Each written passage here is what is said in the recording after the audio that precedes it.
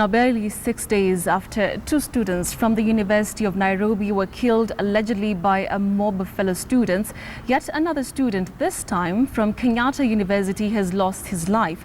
The fourth-year student was yesterday shot to death inside his house by an unknown assailant.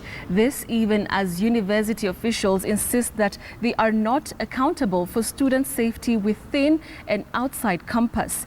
KTN's Timothy Otieno with that story. 26-year-old Kevin Omondi is no more. This young man's life was taken away by unknown assailants yesterday at his cubicle in Kahawa Sukari, not too far away from the Kenyatta University's main campus. His close friend and neighbor Vincent Kaudo says it's a murder that has left the entire student fraternity in shock. He tells me that Kevin's body was found lifeless on the floor of his one-bedroom residence shortly after 1 p.m. Thursday.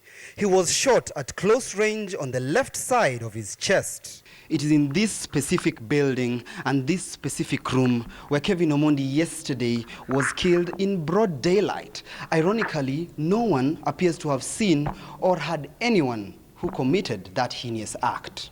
We are shocked, at least that somebody could do this. If it was normal robbery, then they could have simply overpowered him and took whatever. Kevin lived in his apartment alone, and his friends say he was not one to make enemies. His brother Fred says the death of their firstborn will leave a huge gap in the family. Kevin took responsibility, like a mother, like a father. Whenever I had any problem, he will tell me, Fred, do this, this, and this. This latest killings coming just days after two students were killed at University of Nairobi, ironically by fellow students. But what is really ailing comradeship, and why so much death with little justice to follow? Student leaders appear reluctant to delve into the deaths. I don't know any gang in the University of Nairobi.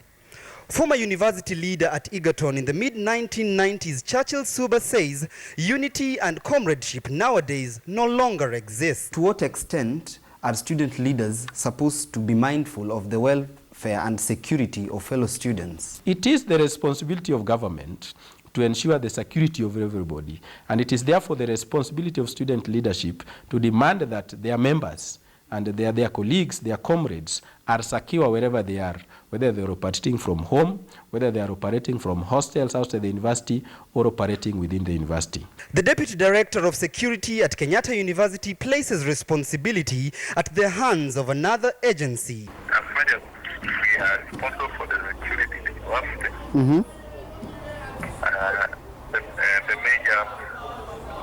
major responsibility rests with the National Police Service. We have already commenced investigation in an effort to establish the motive of the shooting. The police say nothing was stolen during the midday attack, a claim the family and friends of Kevin refute. That information is not right, because by the time he died, he had his phone, but now, right now the phone is not there.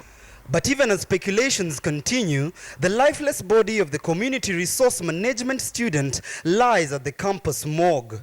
Kevin was set to graduate just next month.